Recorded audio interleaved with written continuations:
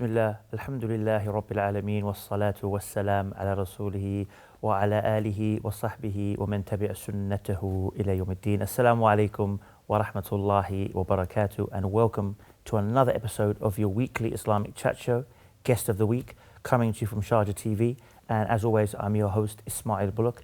And today, inshallah, we want to talk about a very important topic, which is knowledge, and the status of knowledge and the status of the people of knowledge.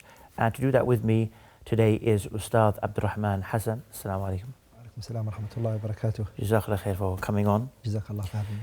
Now, knowledge, obviously in general, is an important thing, whatever you may be acquiring knowledge for.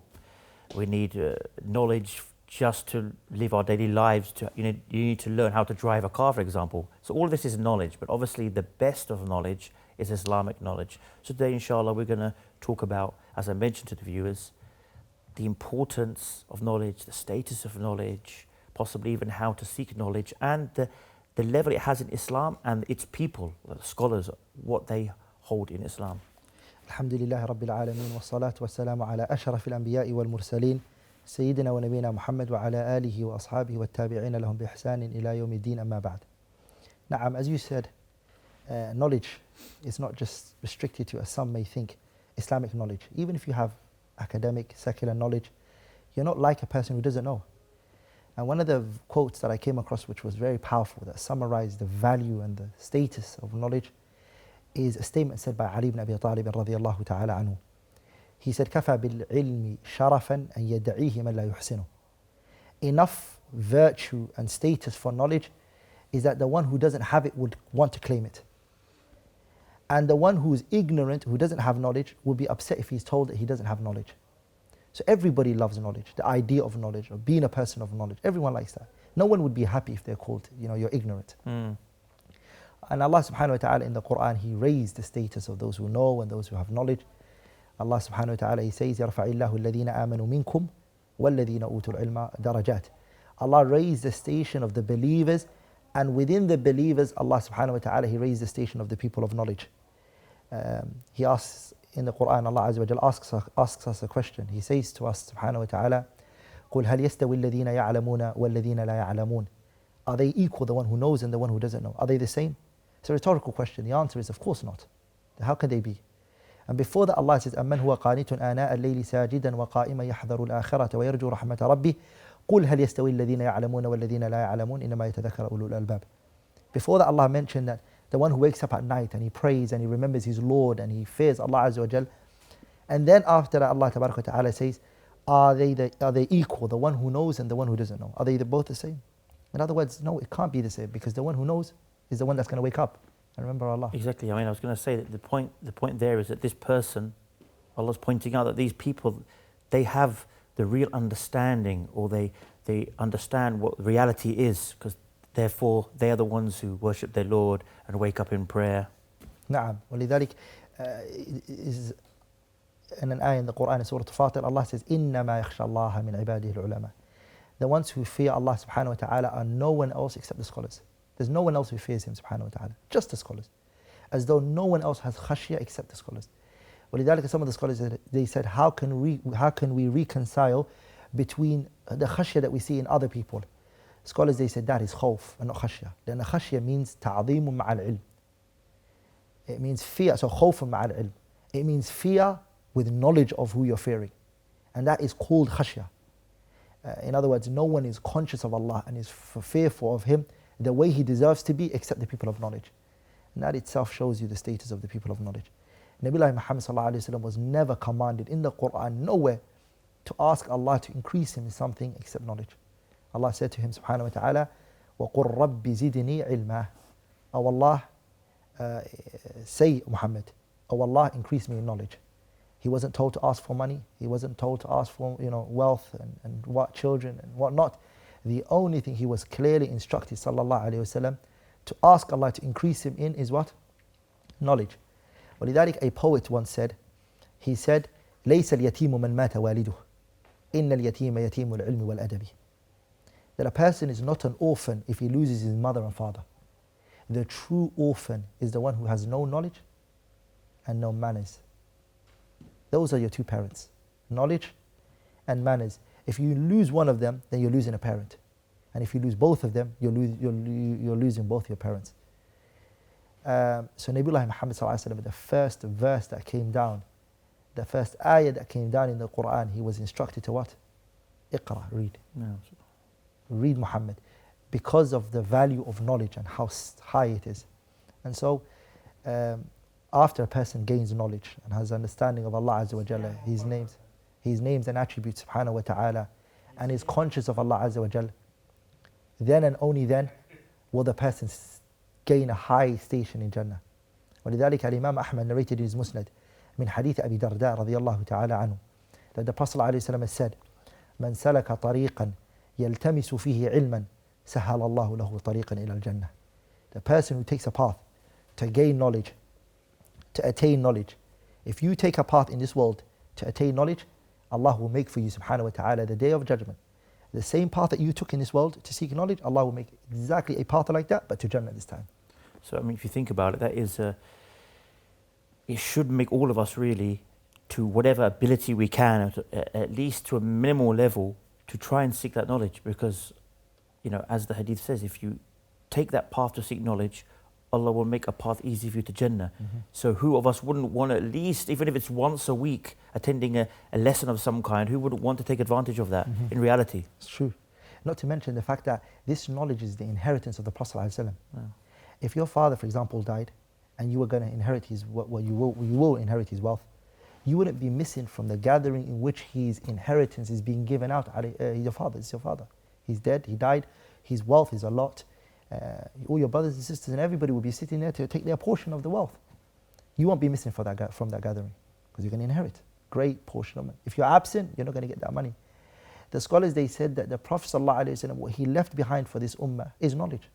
إن العلماء ورثة الأنبياء وإن الأنبياء لم يورثوا درهما ولا دينارا وإنما ورثوا العلم فمن أخذه بحظ وافر. That what the Prophet left behind is this deen. And so you not taking this religion and not learning it is that you're missing out the inheritance of the Prophet sallallahu alaihi wasallam. ولذلك, if you look at any part of our religion, those who Allah raises, even in this world, what did He say sallallahu alaihi wasallam in the salah? He said alayhi salatu wasallam, لِيَلِي, let it come closer to me. From amongst you, the front line, ulul ahlami wa nuha, those who have great knowledge. The ordinary people are not allowed to come to close to the Imam. What did the Prophet say in the Salah? فَلْيَأُمَّ أَقْرَأُكُمْ لِكِتَابِ اللَّهِ. Let the one who knows more of the Quran lead the prayer. Even if he's young, even if he's a son, he will lead his father, because he has more knowledge in the Quran than everyone else. So that's in this world. And we've seen it, how Allah raises a person who is of maybe no great background. He's not known. He's from a poor family. But because he's attained knowledge as it should be, you find that the people are coming to him, يَأْتُونَ مِنْ كُلِّ فَجٍّ عَمِيقٍ. They come to him from everywhere. They want to see him, they want to sit with him, they want to take knowledge from him. And Allah raised him subhanahu wa ta'ala. But the thing is, knowledge, as much as scholars have spoken about its virtue, scholars have written books about it. Ibn Abdul rahimahullah, he wrote his kitab Jami' Bayan al-Ilm wa Fadli. Al-Imam al-Khatib al-Baghdadi, Imam al-Mashriq, he wrote a kitab on it. Al-Imam al-Ajurri, he has a kitab called Kitab Akhlaq al-Ulama. And Ibn al-Qayyim, Kitab Miftah Dar al-Sa'adah. Scholars have taken time out to speak about the virtue and the status of knowledge and its people. That being said, they've also mentioned in it the path and the way that a person should take in order to attain that knowledge. What is it that you need to do? What is it that you need to stay away from? Because if this virtue is great and this station is high, what is it that you need to do in order to attain that knowledge? Something that comes to mind as well, before we go into that, is the fact that the emphasis on knowledge is so much so that what came to my mind now was, we know that Imam Bukhari did a chapter which he called the chapter of al-ilm qabl al-qawl wal-amal, that knowledge precedes or is before speech and action. Sahih. So this is showing us that we are supposed to seek the knowledge before we do even our actions, how to do them. That's true. And we find many people these days, they are spending their times on getting involved in politics, getting involved in debates, and getting involved in disputes between scholars, but they don't know how to make wudu properly, or they don't know the conditions of the prayer and what breaks the prayer. So it's very important that this knowledge is sought, just so that they can even do their daily worship, their daily ibadat, their daily worship, acts of worship correctly. صحيح. نعم الإمام البخاري didn't just chapter a particular chapter but he wrote a whole book on it. رحمه الله in his صحيح يقول كتاب العلم. And within كتاب العلم he brings a chapter of باب العلم قبل القول والعمل. And he uses the ayah فَعَلَمْ أَنَّهُ لَا إِلَهَ إِلَّا اللَّهُ وَاسْتَغْفِرْ لِذَنْبِكَ. What's very amazing is that, as you mentioned, it's very powerful, is that not knowing what type of knowledge that you need to start with. Scholars, they say that the ilm is two types. Ilm which is fardu kifai, meaning if a group of people come with it, not everybody else needs to know it. And there's a second type of knowledge which is fardu ayn, meaning it's an individual obligation. Everyone needs to know it. And Ibn al-Qayyim says in Miftah Dar al-Sa'adah, he calls it ilm al-hal. The reason why he calls it ilm al-hal is because it's something you need to know now. It's something that's connected to you now. You shouldn't be talking about a knowledge in which you will not be needing this current moment. This knowledge is not something you need. It's going to be tomorrow, maybe the next week. So for example, someone shouldn't start studying the usul of tafsir, the principles of explaining the Quran, when he hasn't learned the fiqh of his tahara, the basics of his wudu, what breaks his wudu, what happens if there's no water, what happens if this, that, etc. This water that he's making wudu with, some flies came in it, is it pure, is it not pure? Things like that, that many people would actually turn around and say to you, oh no, if I find 10 flies in my water, it must be impure, because flies are dirty, but it's not impure. So little things like that. So if you realize now that you're sitting there looking at deep sciences of Islam, or like I said, studying, if you can call it that, the science of refuting and trying to work out which scholars, refuting this one and getting involved in these things, but you don't know the categories of water and what makes the water impure for you to make wudu in, then you know that your priorities are very far lost. It's true. Wallah, it's a haqiqah. And it's na'am, it comes from not knowing التدرج في طلب العلم, not being able to go gradually in seeking knowledge. ولذلك الإمام محمد مرتضى الزبيدي has a kitab called ألفية السند. It's 1,000 lines in hadith. He says رحمه الله فما حوى الغايات في ألف السنة شخص فخذ من كل فن أحسن بحفظ متن جامع للراجح تأخذه على مفيد الناصح. In this he mentions that a person will not live 1,000 years and you'll never finish all knowledge. But what is it that you need to do is basically go for the books and the sciences and the things that you need that are vital for you in the best and the quickest way. ولذلك والله subhanallah, the Shanaqita from Mauritania, there are people who truly are respected for their knowledge and their grounding and how they really study systematically.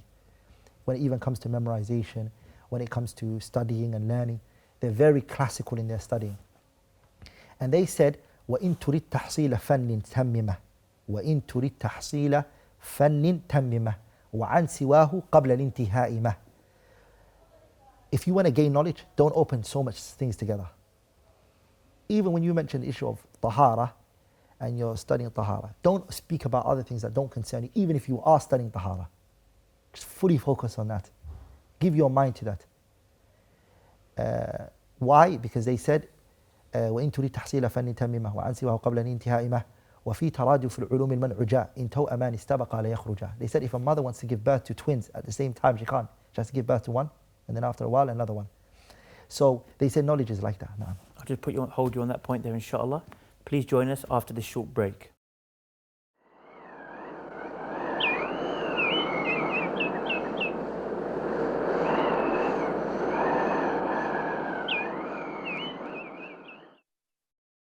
Assalamu alaikum and welcome back. Now, just before the break, we were obviously mentioning the importance of structuring the knowledge. And another thing that came to my mind is we know that the scholars, they say whoever tries to gain knowledge all at once will lose it all at once. That's true. So it's very important, and obviously you'll go into that, but it's important, as you mentioned, to focus on, which we'll discuss now inshallah, what kind of knowledge. You mentioned that the scholars, one of the, I forget which scholar it was, that mentioned that it's, I think it was maybe Ibn al-Qayyim, the knowledge is the knowledge of what is needed now. So for the average Muslim now who's watching this show, what should they ideally focus on? Should they be going into all these complicated things? Should they be getting involved in political things? Or what is the thing that the average Muslim of today should focus on when it comes to seeking knowledge? It's true. It's what you're going to be asked the Day of Judgment. What are you going to be asked in your grave? There's three questions you're going to be asked. مَنْ رَبُّكَ وَمَا نَبِيُّكَ وَمَا دِينُكَ. Do you have answers for those 3 questions? You're not going to be asked about Allan and Fulan. You're not going to be asked about that. You're not going to be asked about all the trivial issues that you're looking at. You're going to be asked 3 simple questions. مَنْ رَبُّكَ وَمَا نَبِيُّكَ وَمَا دِينُكَ. Who's your Lord? Who's your Lord? You're going to be asked. You're also going to be asked about your religion. And you're going to also be asked about your Prophet sallallahu alaihi wasallam. You have to have answers for this. When you're asked about Allah, you need to know Him by His names and His attributes and who He is, subhanahu wa ta'ala. And same with Nabiullah Muhammad sallallahu alaihi wasallam. A lot of those people, if you ask them, what's the Prophet's name? Just tell me 2, 3 names of his. So a lot of them will not be able to tell you. Sallallahu alaihi wasallam, let alone know his lineage, knowing when he was born, where he died, and information pertaining to that. ولذلك Shaykh Muhammad Abdul rahimahullah ta'ala, he wrote a kitab on ثلاثة الأصول, just on these 3 questions. Fundamental kitab. Now every student of knowledge should have understanding of it. Also the person studying salah, the ahkam, and the salah, because it's the second pillar in al-Islam, tahara is a prerequisite of as-salah. So ولذلك the scholars, they say ما لا يتم الواجب إلا به فهو واجب. Because you can't pray salah without tahara, then you would have to know about tahara. Because the salah is the most vital thing after the shahadatain, you need to know it. If you're a person who's reached high in your wealth and mashallah Allah has given you money, you need to know the zakat. If you want to go hajj, and that's something you need to know about hajj. Same with fasting. In the month of Ramadan is about to come. What are the mubtilat al-siyam? What are the things that break your fasting? And ahkams pertaining to that. So these are things which are ilm al-hal. Scholars, what they did was, they wrote books on that, which they called mabadi, simple, basic books. Like for example, we were talking about before. For example, a person does, if he's a Hanbali, he follows kitab Akhtasar al-Mukhtasarat, he studies that until he gets up to the Zad al-Mustaqna'. If the person follows the Madhab al-Shafi'i, مثلا, he studies, for example, Matn Abi Shuja' until he goes up to Minhaj by Imam al-Nawawi rahimahullah, and then he goes like that. Studies what's very important for him, his day-to-day matters. Knowing the Quran and memorizing the book of Allah Azza wa Jal. My father used to say a lot, مَنْ ضَيَّعَ الْقُرْآنَ فَلِمَا سِوَهُ أَضْيَعَ. If you forsake the Quran, then you're going to definitely forsake everything else. If you're going to memorize the book of Allah Azza wa Jalla first. So these are ilmul hal, a knowledge that you need at that moment.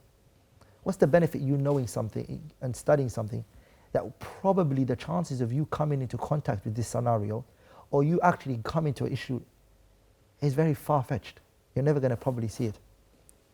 And I think the reason why many of those people are not going how knowledge should be sought is because the intention behind seeking knowledge is corrupt. ولذلك the poet, he said, فَلْتَقْصِدُ أَرْبَعَةً قَبْلَ ابْتِدَاءٍ تَعَلَّمْ لِكَيْ تَفُوزَ بِالْهُدَى أولها الخروج من ضلال والثاني نفع خلق ذي الجلال والثالث الإحياء للعلوم والرابع العمل للمعلوم. Anyone who wants to attain knowledge and who wants to gain knowledge, there are 4 main reasons why you should gain knowledge. The first one is أولها الخروج من ضلال. You are learning knowledge to take yourself out of the ignorance that you're in. You're not doing it for anyone else. I don't want to be ignorant. أوله الخروج من ضلال والثاني نفع خلق ذي الجلال. The second one is you want to benefit the community and the people you're from. وثالث الإحياء للعلوم. Number 3 is to revive the knowledge. This knowledge is perishing, it's going, no one's studying it. Inheritance. Who's going out there studying inheritance? You're now going to go to those sciences that haven't been spoken about, that people have abandoned, you bring it back to life again. And the last one is وَالْعَمَلُ لِلْمَعْلُومِ, to implement it. These are 4 objectives and 4 aims in how or why a person should seek knowledge. If all those 4 that I mentioned is not there for you, so you're not learning knowledge for yourself, you're learning it maybe to show somebody else that they're wrong or prove a point, and you're going to research because that's what you want to do, then of course what you're going to study is all not going to be based upon ilm al-hal, is it? It's all going to be based upon catch somebody out. So the intention and the motive and the reason. Also the person, the fact that they don't have a good heart.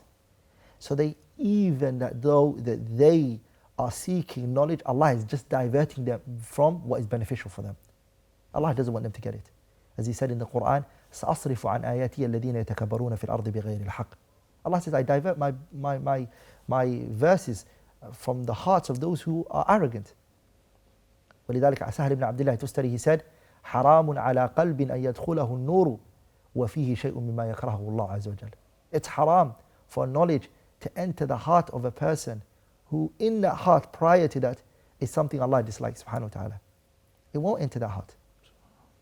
Allah won't give this nur to you when there's already in there filth and dirt and things that which Allah subhanahu wa ta'ala is upset with. ولذلك الإمام الشافعي ودري سي شكوت إلى وكيع بسوء حفظي فأرشدني إلى ترك المعاصي وقال إن العلم نور ونور الله لا يهدى لعاصٍ. He said, I went to Al-Imam al-Shafi'i when he complained to him. And he said, look, my memorization is going. I'm not like how I used to be. And then he said to him, this is light. And this light will not enter the heart of a person who's sinning, who's going against Allah subhanahu wa ta'ala's commands and disobeying him subhanahu wa ta'ala. And this was these kind of great scholars of the past, they were saying that to each other. Imagine our state. It's so true. It's so true. Now, obviously, you mentioned before the importance, and maybe we want to talk a bit about that before we go for the next few minutes before we have the next break, on the danger of having the knowledge and not acting upon it. And I remember a post I actually saw on one of the social media platforms just recently where a brother who had been to the Medina University and now I believe he went to Mauritania, like you meant, to the Shinqit area, and he was saying that he noticed in all the countries he's been, and he's been to a few others, studying knowledge, that he had some of the most highest achieving in the exams and memorizing, but he said they would sleep through Fajr on a daily basis. So this is something, again, where there is a disconnection between the knowledge and the implementation of the knowledge. It's true. Wallahi, it's one of the haqa'iq, like a lot of the people, the knowledge that they're learning has become a hujjatun alayhi la lahum. It's become a proof against them, not for them. And the Prophet ﷺ used to seek refuge in Allah from this. Allahumma inni a'udhu bika min ilmin la yanfa. Oh Allah, I seek refuge in you from a knowledge that doesn't benefit me. And I believe some of the scholars, they actually even had statements that said that if you do not implement this knowledge, then in reality it's not knowledge. It's true. You could have memorized books upon books, but if there's no implementation, that's why you see sometimes people who they say, I'm a hafiz of Quran, or I have memorized Bukhari, but then he's every day committing sins, he doesn't pray. Then reality, that what is that memorization of Quran or that memorization of the hadith? In theory, I don't like to say that because you memorize the word of Allah, but upon you, it's almost become useless in the sense of you're not implementing it. So what is the point of you having all this Quran and all this hadith if it doesn't change you in any kind of way, really? It's true. Allah created us for two reasons. There are two reasons Allah mentions in the Quran why He created us. The first one is to have knowledge, and the second one is actually to implement that knowledge.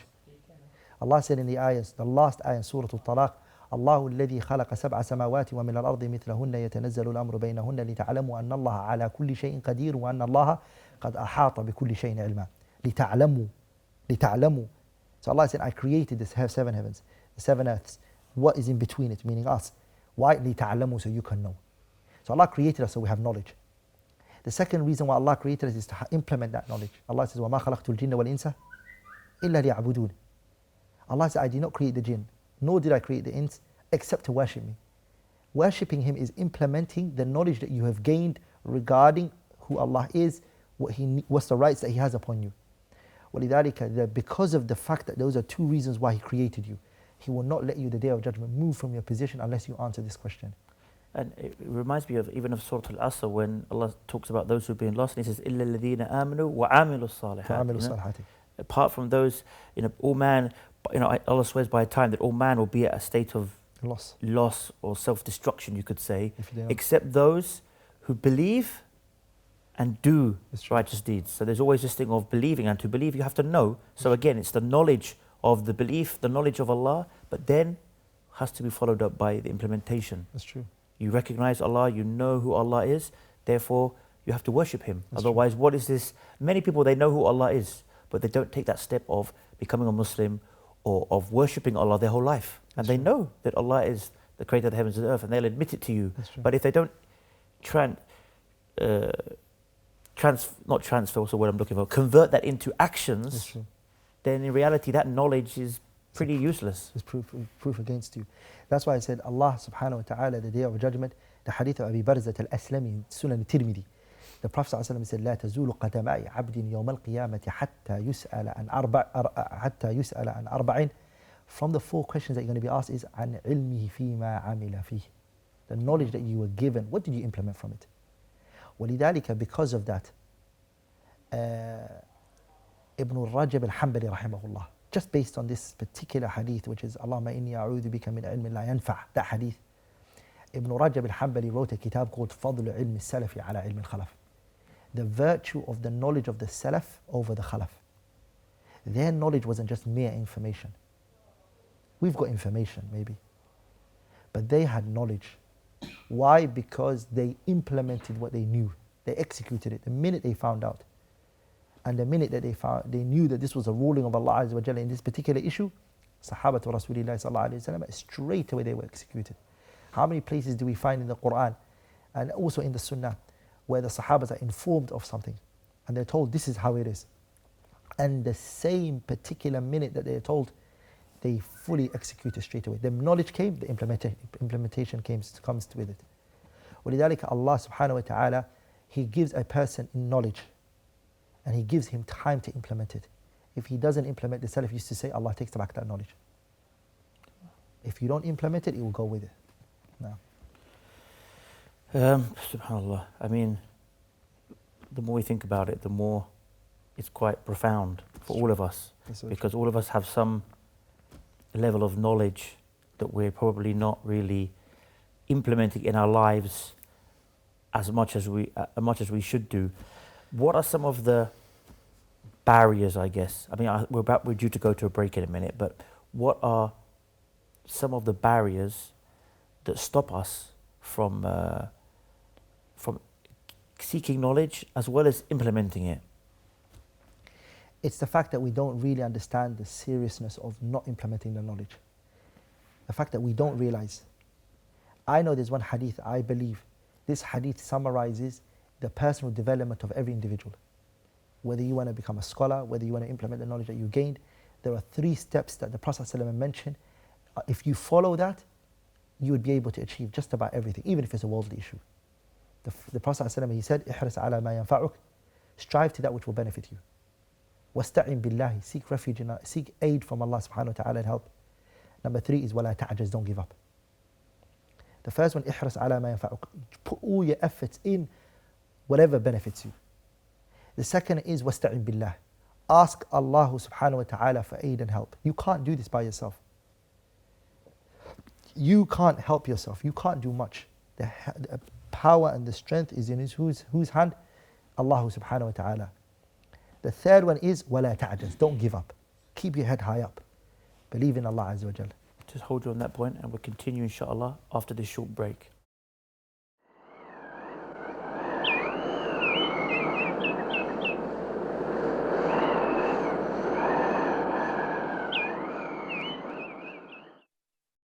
Assalamu alaikum and welcome back. Now, Ustadh Abdul Rahman, before the break, maybe we can recap, because you're about to obviously explain a bit more about that hadith of the Prophet ﷺ gave us those 3 words of advice, or those 3 pieces of advice. Naam. So the first one is ihras, strive. You have to put every effort in what you know is sa'adatu darain, the happiness of this world and the hereafter. Strive. You have to come with the effort. You have to come with the hard work. Look at our mother Maryam binti Imran, the mother of Isa ibn Maryam. Look what Allah told her. She's giving birth to Isa ibn Maryam. This is not an easy moment for her. Not only that, the father of this child, Allah didn't make a father for it. So then people are going to expect something of her. At this moment, Allah made her work for it. What did He say to her when she was giving birth? Allah says, وَهُزِّي إِلَيْكِ بِجِذْعِ النَّخْلَةِ. Maryam, push the tree yourself so the dates can come down for you. It's not that Allah is going to do everything for you. You need to strive. But after you've put your effort and your hard work in, وَاسْتَعِنْ بِاللَّهِ, trust in Allah. Ask Him for help subhanahu wa ta'ala. Exert all your effort. If Allah left you to be and didn't help you and aid you, you can never achieve anything. Your own efforts are going to be harmful towards you. The third one is وَلَا تَعْجَزْ, don't give up. And when a person gives up, it comes from the following. When the value of what you're trying to attain lessens in your eyes, the means that you're trying to take becomes hard. If I'm trying to achieve a goal, the thing that I'm trying to attain, it reduces in my eyes, the value of it reduces in my eyes, then the path I'm trying to take to attain it will what? Will become very hard for me. ولذلك ابن الجوزي رحمه الله, he said, ومن تكن العليا همة نفسه فكل الذي يلقى فيه محبب. Anyone whose aspiration is very high, every hardship in which he or she endures whilst they're trying to attain that goal becomes very, very, very joyful for them. A man loves a woman. The poet said, أقبل ذا الجدار وذا الجدار وما الجدار شفقنا قلبي ولكن لمن سكن دياري. There was a woman, a man loved. It was called Majnoon Layla. He loved Layla so much. Very, very famous story. Naam. So Majnoon Layla, he said, أقبل ذا الجدار. I kiss this wall and I kiss this wall. وما الجدار شفقنا قلبي. It's not the walls that my heart has, but it's once upon a time a person used to live behind these walls. What I mean by that is that a person will love everything around and the hardship that comes from when you're trying to attain something. You give up when that thing that you're trying to attain becomes less in your eyes. So how can we then gain this urge or this love of knowledge?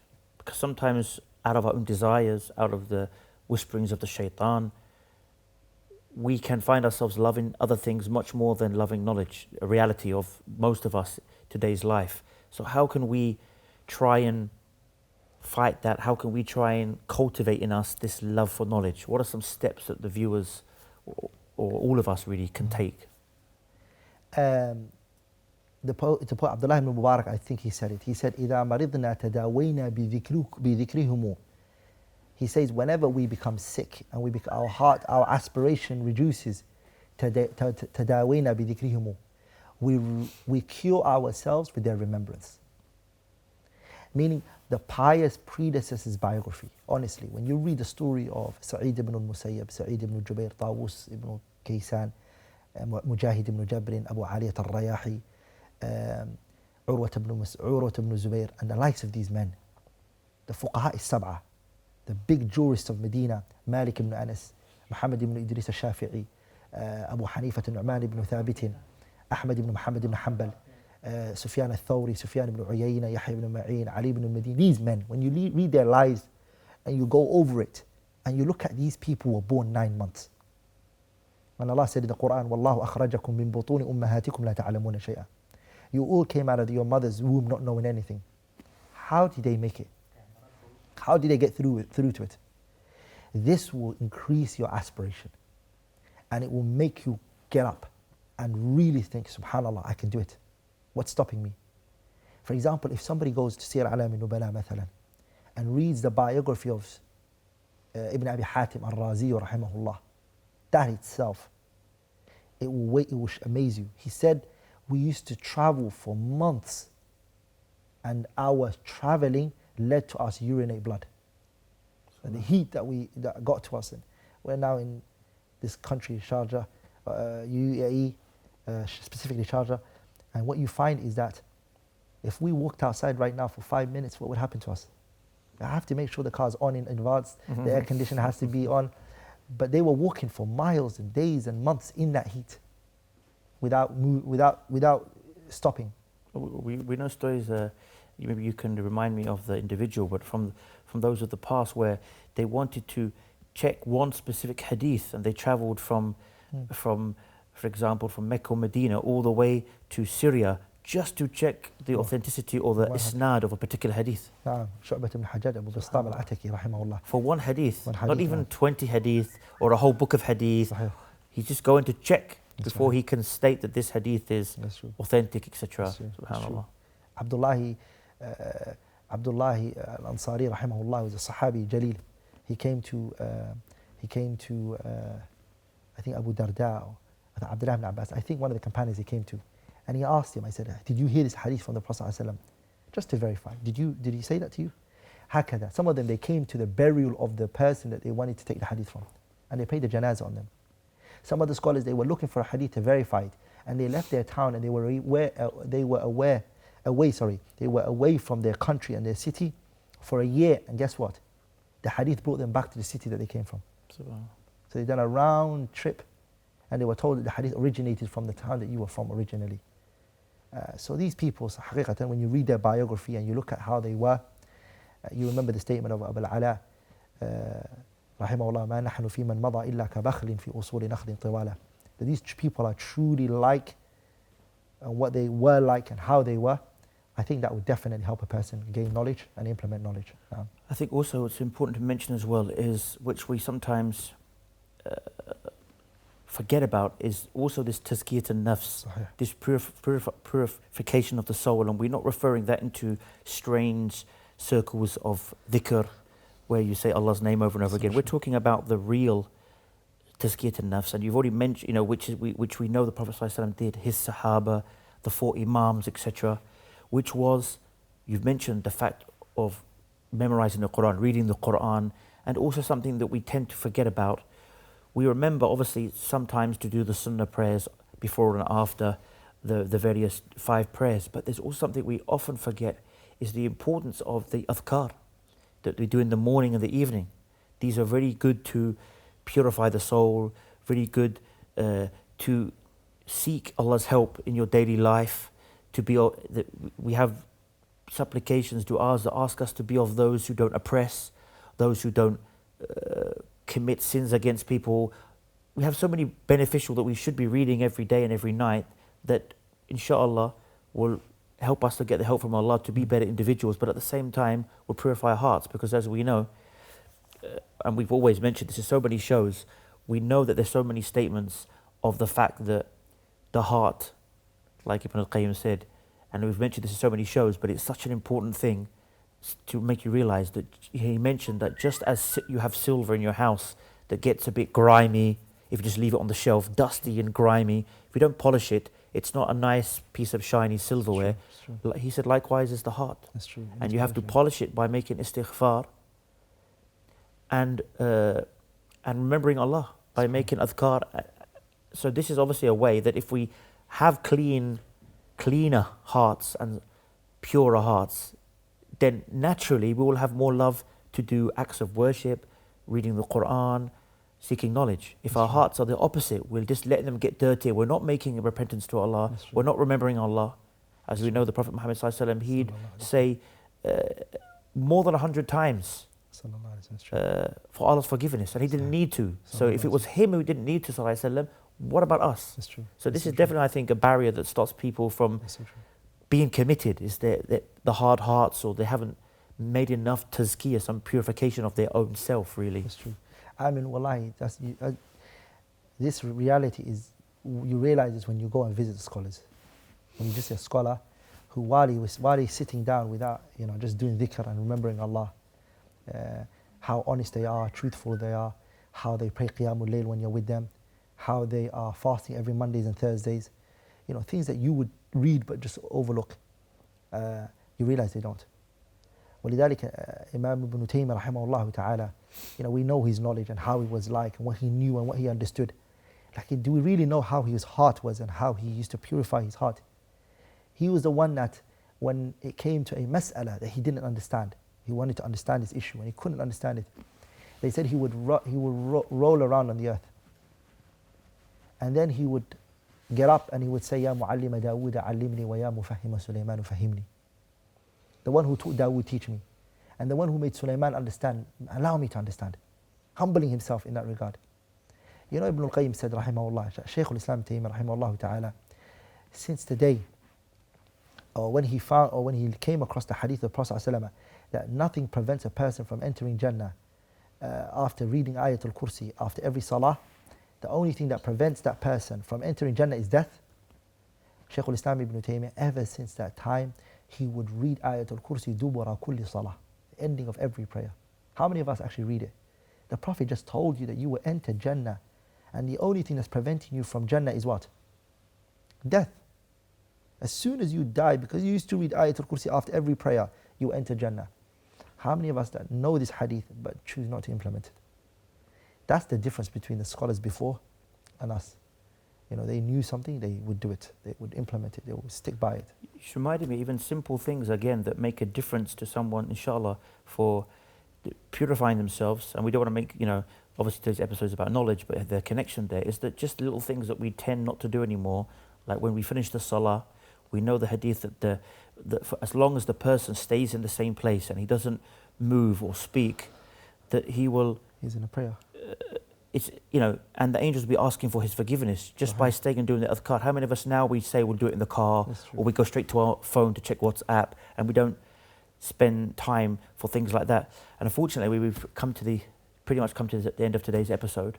So may Allah reward you for coming on, and inshallah we'll see you in future episodes. And also for the viewers, we've had a very good introduction, I'd say, or even a bit more than an introduction, on the importance of seeking knowledge, why we should seek knowledge, what types of knowledge we should seek. If you're watching the show now and you find yourself delving into deep issues that you don't really understand anyway, but you're just following the crowd, but you realize, I don't know the categories of water, I don't know what are the obligatory parts of the prayer and what are the pillars, and which one do I have to make 2 sujood at the end of my prayer and it's okay, and which one do I have to repeat my whole rak'ah or my whole prayer again. So if you know you're in this, we've covered in this episode, focus on what is wajib upon you, that if you were to die now, you'll be asked about: your worship, your prayer, your tahara, inshallah. And until next time, inshallah, same time, same place, bi'idhnillah, I leave you as always with the greetings of Islam, the greetings of peace. Wassalamu alaikum wa rahmatullahi wa barakatuh.